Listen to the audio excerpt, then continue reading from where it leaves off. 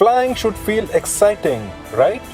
You're 35,000 feet above the ground, defying gravity, heading to a new destination. But in India, that excitement often fades quickly, thanks to a long list of problems that every flyer has faced at some point. From overpriced water bottles to sudden delays, rude ground staff to endless security lines, flying in India can feel more like a test of patience than a pleasant journey. So today, let's talk about what's truly the worst part about Indian aviation, strictly from a passenger's perspective. And no, it's not just the leg room. Hidden costs and confusion. You found a flight for rupees 2,999. Perfect. But by the time you actually finish booking, it's rupees 5,200. Why? Because of hidden charges. Seat selection, baggage, convenience fees, sometimes even for web check-in. Basic services that used to be free are now sold as premium. Worse, the rules change with every airline. Indigo allows 7 kg cabin baggage, but what if you carry a laptop bag and a backpack? Suddenly you're charged at the gate. Air India includes meals, but if your flight is delayed past mealtime, no compensation. And unless you fly frequently, you'll find no clear way to know what's included and what's not. Airport chaos.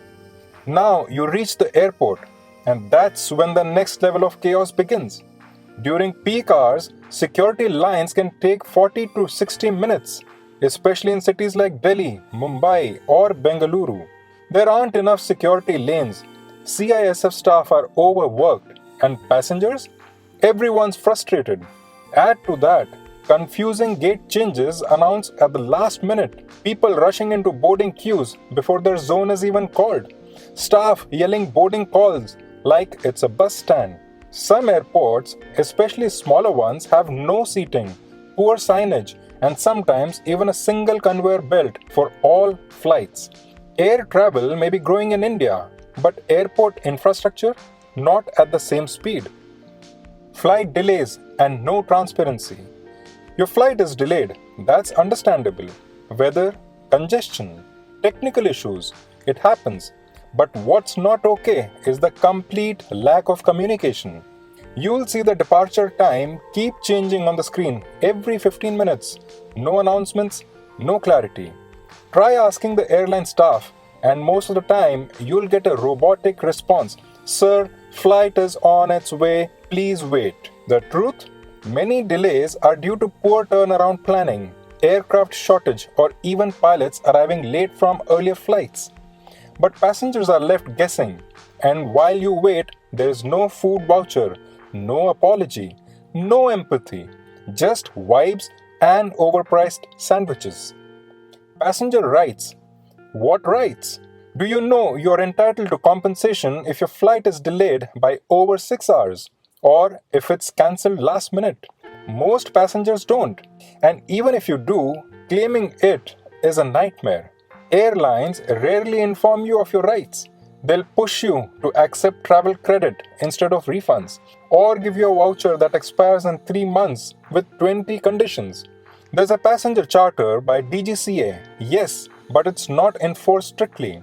So as a passenger, you are left fighting an airline on email for a 500 rupees refund. And that's if they respond. Zero courtesy, zero consistency.